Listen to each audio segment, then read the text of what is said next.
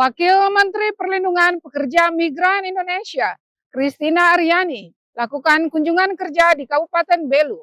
Dalam kunjungan ini, Wakil Menteri lakukan sosialisasi peluang kerja di luar negeri dan migrasi aman di stasi Santo Markus Ainiba, Paroki Stella Maris atau Pupu, Desa Fatuketi, Kecamatan Kekuluk Mesa, Kabupaten Belu, Nusa Tenggara Timur, Senin 8 Desember 2025. Wakil Menteri Perlindungan Pekerja Migran Indonesia atau P2MI, Christina Aryani lakukan kunjungan kerja ke Kabupaten Belu. Kedatangan Wakil Menteri Perlindungan Pekerja Migran Indonesia, Christina Aryani bersama rombongan ke Desa Fatuketi, Kecamatan Kekuluk Mesa, Kabupaten Belu, disambut secara adat oleh masyarakat setempat. Dalam kunjungan ini, Wakil Menteri lakukan sosialisasi peluang kerja luar negeri dan migran aman.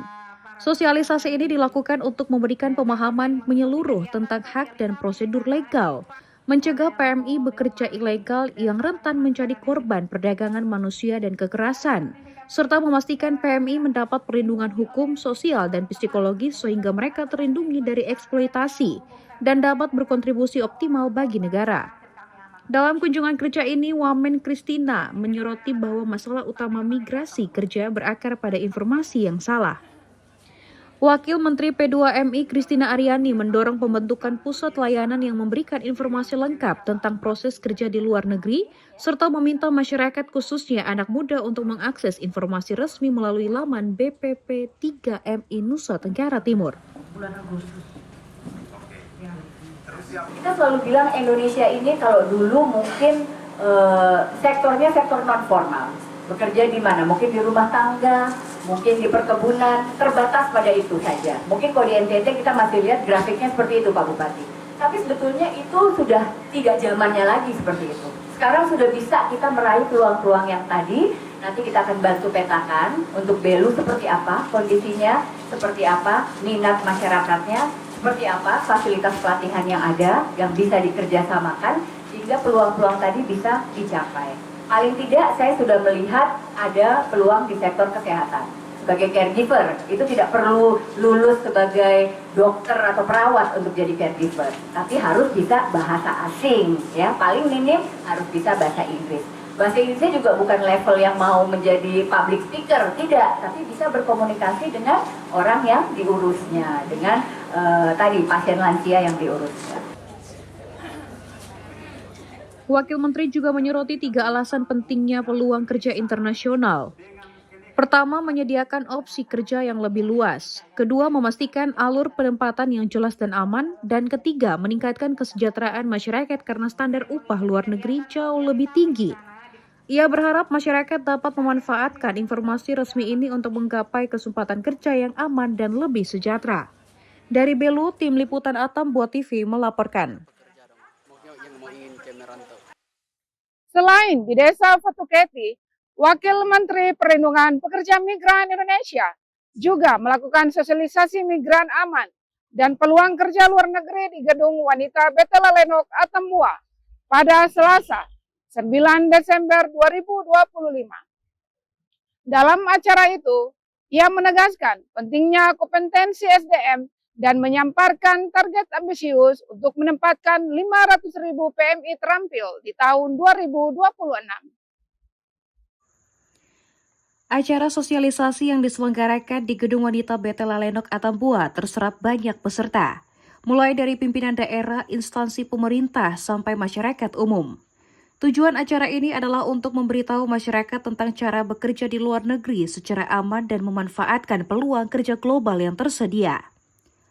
Dalam sambutannya, Wakil Menteri Christina Aryani menyatakan bahwa pekerja migran Indonesia sangat diperlukan di negara-negara yang mengalami penuaian populasi.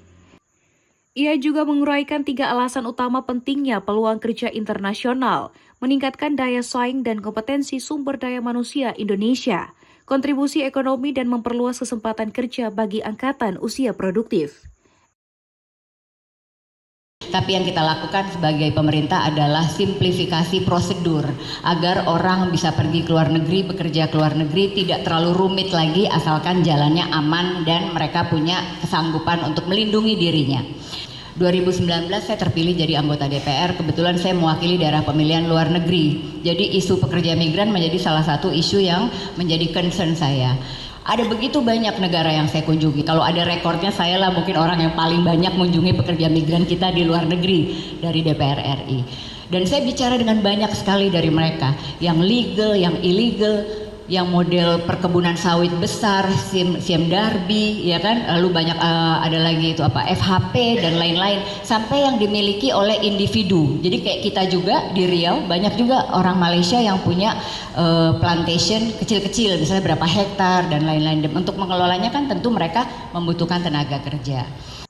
Ia juga menghimbau masyarakat untuk waspada terhadap penempatan PMI secara non-prosedural, karena sebagian besar permasalahan PMI di Nusa Tenggara Timur terjadi dari situ, seperti eksploitasi tenaga kerja, kekerasan, TPPO, dan gaji tidak dibayar. Data menunjukkan bahwa per 30 November 2025, ada sebanyak 17.891 orang pekerja migran bermasalah yang ditangani. Untuk mengatasi masalah itu dan meningkatkan kualitas PMI, Kementerian P2MI memiliki strategi seperti pembangunan Migran Center, tim reaksi cepat, program desa migran emas, dan integrasi data antar lembaga. Harapannya masyarakat Kabupaten Belu lebih memahami cara bekerja luar negeri secara aman dan berkompeten, sehingga target 500.000 PMI terampil tahun 2026 bisa tercapai. Dari Belu, Tim Liputan Atam Buat TV melaporkan. Dalam kunjungan kerjanya ke Kabupaten Belu, Wakil Menteri Perlindungan Pekerja Migran Indonesia menyatakan Belu memiliki potensi besar untuk meningkatkan jumlah pekerja migran yang terampil dan berdaya saing di pasar kerja global.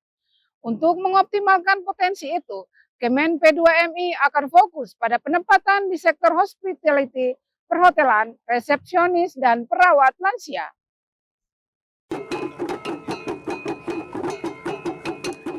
Kunjungan kerja Wakil Menteri Christina Aryani ke Kabupaten Belu bertujuan untuk melihat langsung kondisi tenaga kerja lokal dan potensi yang bisa dikembangkan. Menurutnya banyak warga Kabupaten Belu yang memiliki kemampuan alamiah dalam bidang pelayanan dan perawatan yang sangat sesuai dengan permintaan pasar luar negeri. Untuk merealisasikan potensi itu, Kemen P2MI akan melakukan pemetaan menyeluruh terhadap semua sekolah vokasi di Kabupaten Belu. Tujuan pemetaan adalah untuk mengetahui kekuatan dan kelemahan setiap lembaga, sehingga kurikulum bisa disesuaikan dengan standar negara tujuan, mulai dari keterampilan praktis hingga pengetahuan bahasa asing dan tata krama antar budaya. Tinggalkan kita punya kampung dan pergi di sana. Jadi untuk Belu khususnya yang kami lihat memungkinkan saat ini adalah peluang-peluang kerja luar negeri di bidang hospitality, jadi itu untuk perhotelan sebagai housekeeping, ya, kitchen, resepsionis dan lain-lain, dan juga di bidang caregiver atau perawat lansia. Jadi dua hal ini kelihatannya potensial. Tinggal nanti kami memetakan seperti apa sekolah-sekolah vokasi, ya. Tadi katanya ada SMK, lagi ada suster juga sampaikan. Nah, bagaimana sekolah vokasi ini, apakah kurikulumnya sudah cukup ataukah mesti ditingkatkan lagi? Nanti kami akan komunikasikan dengan Bupati.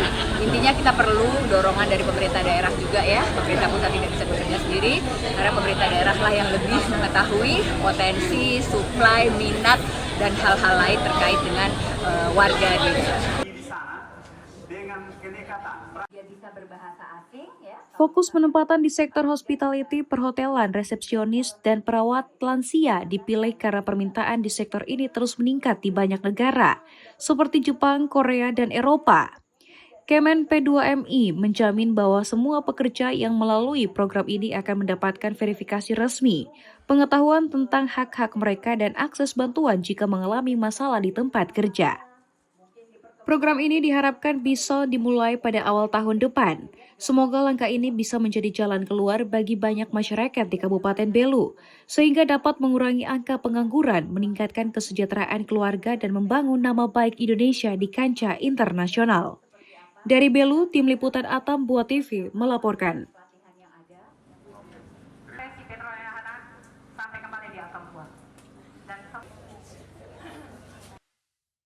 Usung tema Sehatkan Bangsa melalui Asta Cita, pemerintah bersama BPJS Kesehatan lakukan diskusi publik dalam memperkuat komitmen nasional mencakup kesehatan universal health coverage. Informasi selengkapnya usai jeda.